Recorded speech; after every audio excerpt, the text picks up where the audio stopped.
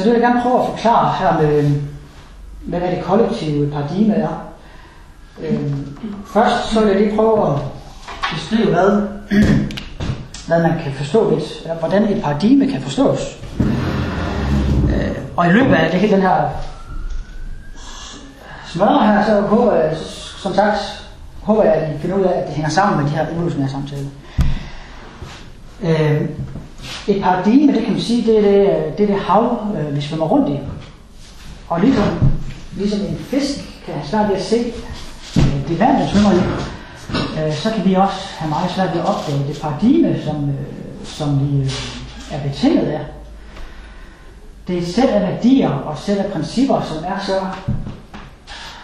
de er så tæt på os, at vi ikke opdager det.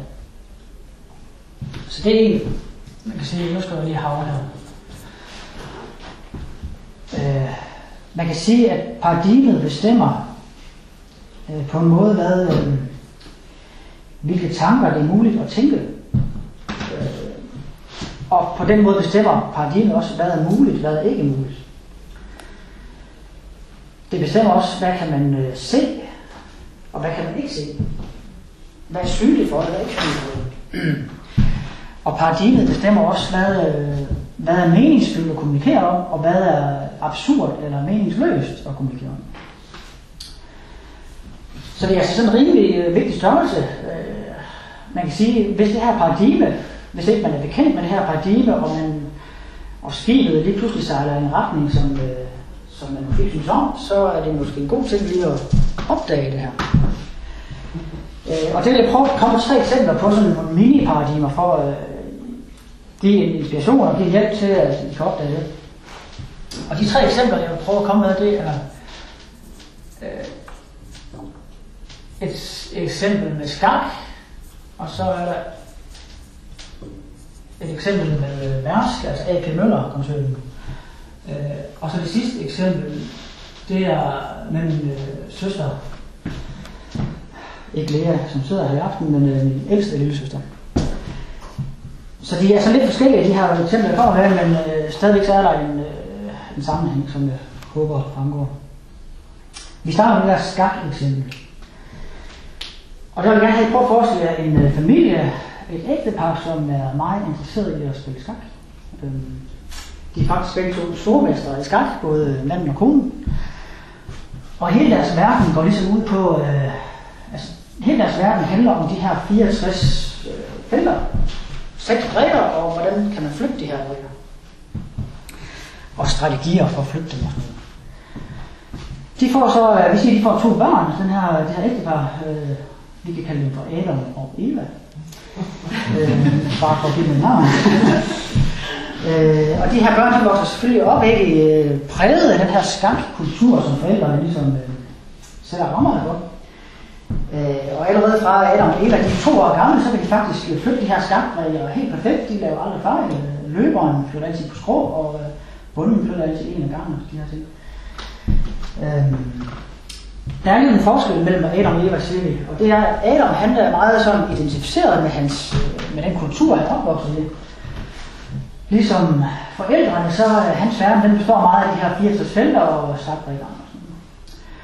Eva, der, hun har opdaget, af en eller anden grund, at der er andre ting i verden end skak. Ludo og dam og sådan nogle ting. Og hun skæver så lidt, bliver så lidt nysgerrig efter, og så en dag så hører hun om, at der er noget med, at man kan slå hinanden hjem i Ludo. Så det skynder hun sig hjem til sine forældre, mor og far deres skak-stormesterne. Så har I hørt det, der er noget med et spil her, hvor man kan slå hinanden hjem og sådan. Og så kigger det bare på den, så en lille skat, du står skak. Det er din tur til træk. Og så kan man jo godt regne ud, at det er måske ikke lige her, man skal snakke om Ludo. Så hun klapper i, ikke? Og så men alligevel hun husker det her. Og så tager på et eller andet tidspunkt, i løbet af, det er nok teenageårene, så tager hun en beslutning. Det er, at hun vil prøve at flytte en af skakbrikkerne på en måde, som går imod reglerne. Og den her beslutning, den fylder hende med sådan en slags fryd og også glæde. Og så er der også sådan en lidt nervøsitet, ligefrem angst måske over at skulle flytte den her brik på en måde, som man ikke plejer at flytte. Og hun kan godt se det fuldstændig absurd i, at hun skulle være nervøs over det, ikke? Men det er hun ikke. Men så hun tager mod til sig en uges tid.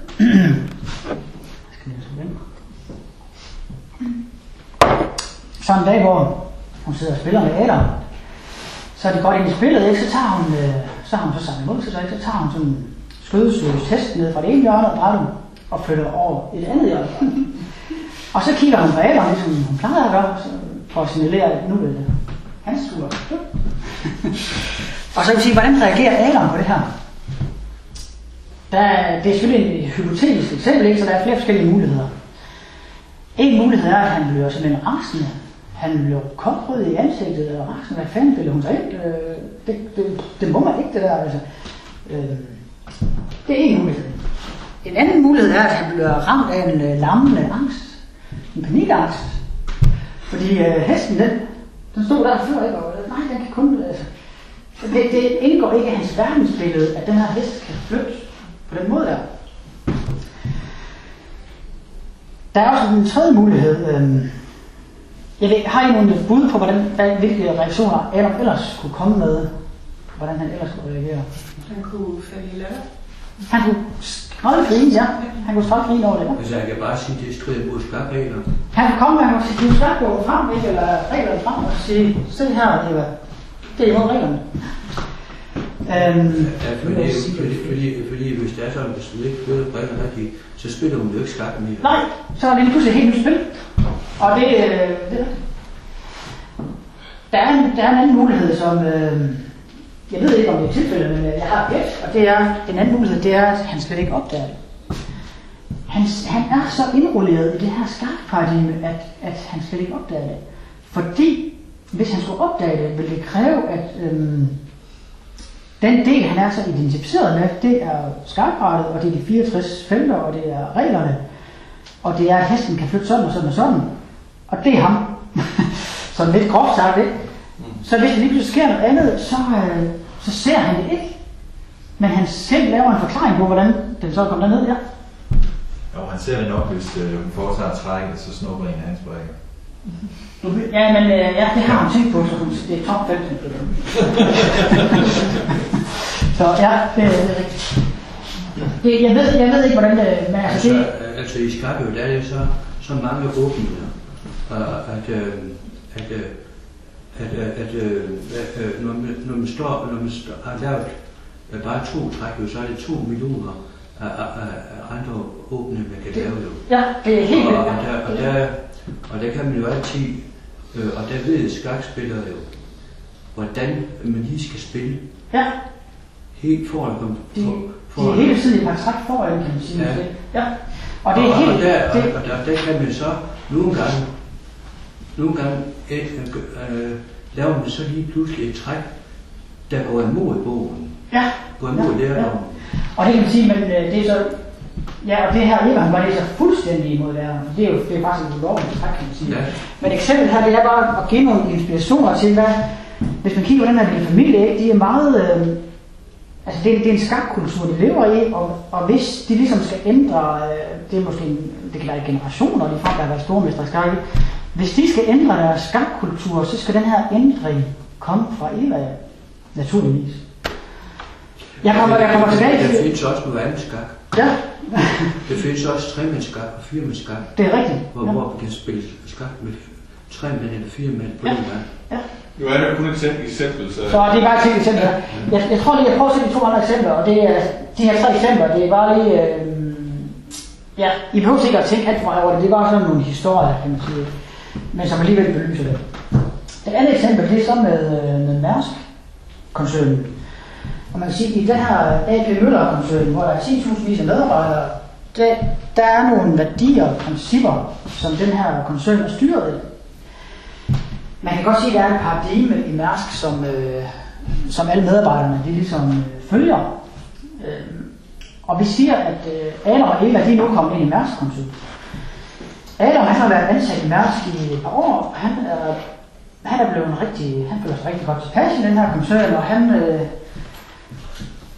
han identificerer sig meget med at være medarbejder i Mærsk.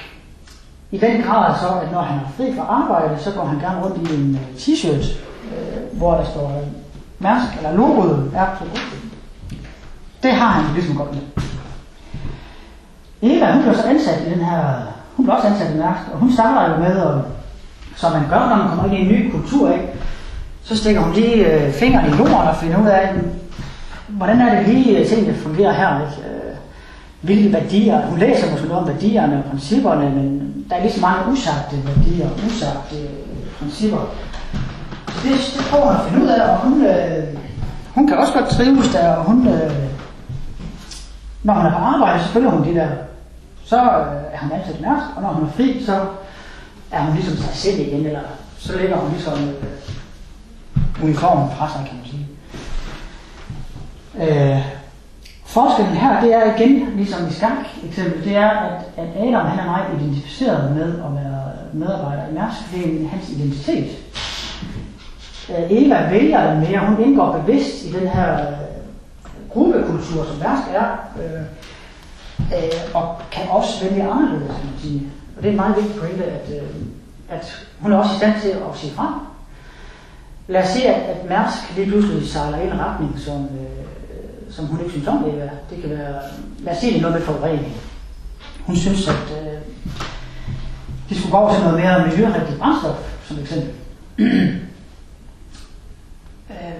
Hvis hun holder fast i den værdi, så er det en værdi, der strider imod Mærsk-partiet.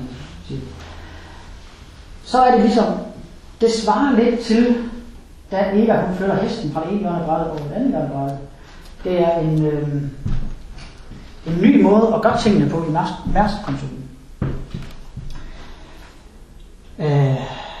Og så kan man sige, at den reaktion hun får, er muligvis lidt ligesom i skak-eksemplet, det er, jamen, de medarbejdere, som den her Mærsk-kultur har godt fat i, de kan reagere kraftigt imod forandringer.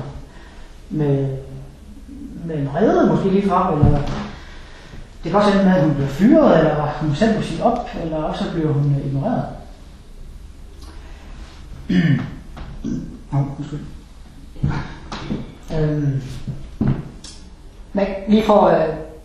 Man kan tage et perspektiv på den her, det her eksempel, hvor man siger, at der er en gruppe intelligens, en gruppe hensigt, en gruppe vilje i Mærsk, som er større end medarbejderne. Der er ikke nogen enkelt medarbejder, der ligesom har overblik over hele koncernen. Det er sådan en gruppeintelligens, kan man sige. Og den her gruppeintelligens, den har brug for medarbejdere til at få udført sin vilje med, ligesom altså at fragte olie og hvad er det, de gør. Så nogle medarbejdere, eller alle medarbejdere, man kan sige, de stiller hverken arm og ben og sind til rådighed til gengæld for at få en check hver måned. Og som sagt, så adamerne i koncernen har den her gruppeånd godt fat i. Det er de mest trofaste medarbejdere. Det er ligesom dem, der hvis skibet vil synke, så går de ned. Fordi han kan ikke smide, altså hvis Adam han skal smide den t-shirt, der er det angstproblem for ham. De andre medarbejdere, som eværende, kan man sige, det er dem, som mere bevidst indgår i koncernen. Og det er så også dem, altså gruppeånden har ikke så godt fat i dem. Men til gengæld så kommer forandringerne. Hvis værdierne i Mærsk lige pludselig skal ændre sig, så skal de komme fra eværende. Nyt eksempel. Og det er så med min søster. Hvis bare I prøver ikke at huske det hele her. Det er bare, jeg håber det binder tråden sammen. Vi tager det sidste eksempel. Det er med min søster. Og mig og min søster, vi er opvokset i et hjem, hvor man ikke taler politik. Det var ikke kutyme at snakke politik. Han var middagsbordet. Min lille søster, hun synes, det var en stor mangel. Og for mig er det en kilde til stor glæde, at vi ikke... Jeg synes ikke, jeg har fået klædt så meget, men altså, det synes hun. Så for et par år siden, der blev hun så gift med en mand, der er politisk engageret og meget politisk aktiv og interesseret i politik. Så min søster, hun kommer til at gå i nogle kredse, hvor det er kutyme at debattere politisk, og man skal i hvert fald også have en politisk holdning, som man kan argumentere. Så det begynder hun at finde ud af, hvad mener jeg egentlig selv, og hvad er mit politiske ståsted selv, og hun begynder at argumentere for det. Og så fortæller hun mig noget meget interessant for 3 år siden, som jeg skrev mig bag noget, fordi jeg synes, det var så spændende. Hun fortæller, at når hun sidder og argumenterer meget, meget passioneret for en eller anden politisk standpunkt, så er der en anden del af hende, som ligesom tænker, mener jeg nu egentlig også det, jeg sidder og argumenterer så passioneret for? Og det fortæller hun mig, og jeg synes, det er spændende, fordi der er 2 dele i hende. En del af hende er sådan helt, vi kan kalde den del for Adam-delen i hende. Adam-delen er fuldstændig identificeret med det her politiske ståsted, de her politiske holdninger. Og Eva-delen i hende kan ligesom betragte det, og så tænke, mener jeg nu også det her? Og jeg spørger hende så her for et par dage siden, om jeg må bruge det her selv i aften, det måtte jeg gerne. Hun kunne ikke huske, at hun havde fortalt mig det. Og i øvrigt så var hun også sikker på, at jeg huskede det forkert. Og det er selvfølgelig også en mulighed. Men det tror jeg, altså det er jeg ret sikker på, at jeg ikke gør, men altså, lad os nu sige, at jeg ikke husker forkert, det tror jeg ikke, det hvis ikke jeg husker forkert, så var der altså 3 stadier, som min søster, hun ligesom gik igennem der. Altså det var først, så var hun uden for det her politiske landskab, og så stod hun på vippen. Så midt ind i det politiske landskab, og så også lidt udenfor. Og så nu er det sådan, at nu har hun identificeret sig selv med, at hun er en person, der mener det og det, og det har hun det godt, og det har hun fint. Man kan sige, at det er sådan et princip. Vi har 2 principper i os. Det ene princip, det er, at vi har en tendens til at identificere os med form. Hvad enten det er nogle tanker, forestillinger, holdninger, eller følelsestilstande, eller det er vores krop, statussymboler, så giver det også en vis form for tryghed, at vi ligesom har noget, vi identificerer os med. Den anden del her, det er den del, man kan kalde for Eva-delen. Det er den del, som vil disidentificere os fra formen, altså frigøre os fra formen. Og den del har vi har begge dele i os, og det er, i det her tilfælde, de er sådan på spil på skift i os, kan man sige. Og i det her tilfælde, der er det altså Adam-delen i min søster her, som har spillet indtil hun nu er identificeret med et politisk ståsted. Okay. Det er de 3 eksempler. Det jeg gerne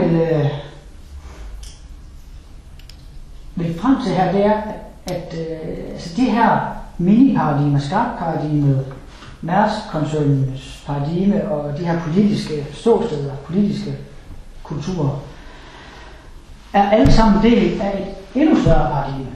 Og det er jo det er det, man normalt kalder for et paradigme. Og det paradigme, hvis det skal ændres, så skal det komme fra Eva-delen i os. Eller dem, som er i stand til at...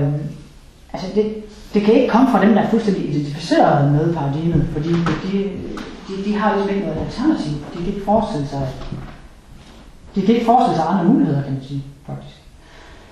Hvor at dem, der ligesom har Eva-delen sådan lidt... altså dem, der ikke er fuldstændig identificeret med det, vi er i stand til at forestille os andre muligheder, og vi er i gang med, har været i gang med i lang tid, og finde ud af, hvordan skal det nye paradigme se ud.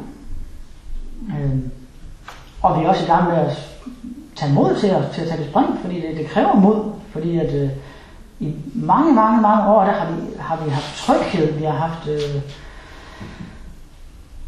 en stor del af os har identificeret os med det paradigme, og det så der er en god ting, man kan gøre, det er at gøre ting, som giver lidt hjertebanken. Og det er jo forskelligt fra person til person. For nogen giver det hjertebanken at gå baglæns ned igennem gågaden. Og hvis det bliver hjertebanken for dig, så er det måske en god idé at prøve det.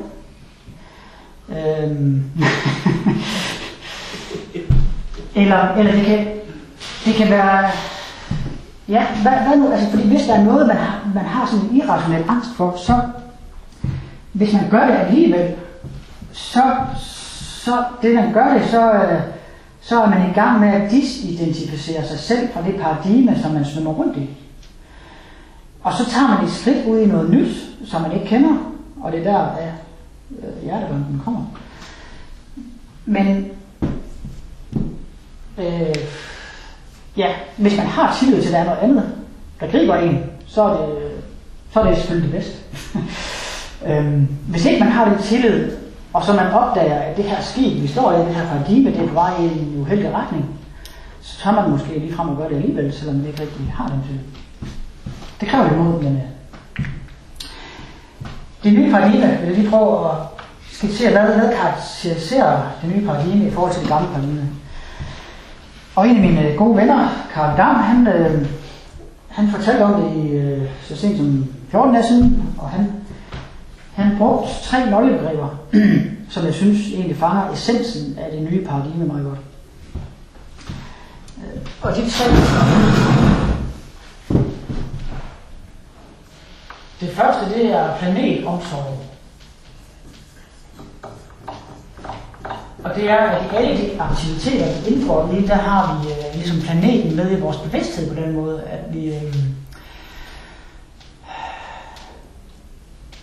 ideelt så tænker vi på planeten i de aktiviteter, vi indgår i. Det andet punkt, det er indre autoritet.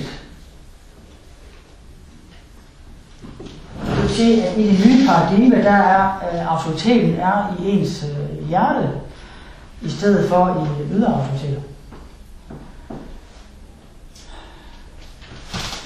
Og så den sidste, der er selvfølgelig mange vægter på det, men det var hans bud, det var, at det nye paradigme er karakteriseret ved, at alle aktiviteter er gruppeorienterede. Og de er vel og mærke gruppeorienterede på en måde, som tilgodeser individet fuldt ud. Så det vil sige, at man skal ikke klippe en hål, klippe en hæl og hugge en tog for at være med i en gruppesamling. Man kan være sig selv fuldstændig, smide maskerne og være sig selv, samtidig med, at man indgår i et flow gruppefællesskab. Og hvis man så skal tage modpolerne til det her, altså i det gamle paradigme, der i stedet for planetomsorg, så var det mig selv først. En hver af sin egen lykkes smed, siger man også. Men ja, i stedet for at man har autoriteten i hjertet, så var det i det gamle paradigme, var det at der var ydre autoriteter, der var vigtige. Eksempelvis en af de store, det er sådan det her diffuse begreb staten. På mange måder så kan man sammenligne staten med sådan en hovedløs høne, der løber rundt, som tilsyneladende har en eller anden form for intelligens og liv i sig, men det er sådan nogle gamle grammofonplader, der bare kører. Og man kan sige, at altså, ja, den tredje gruppefokusering, der i det gamle paradigme, der var det meget den ensomme helt, den der ideale var sådan den Rambo-typen i 80'erne for eksempel. Men den tid er ligesom forbi, og nu er tiden kommet til at fokusere på grupper.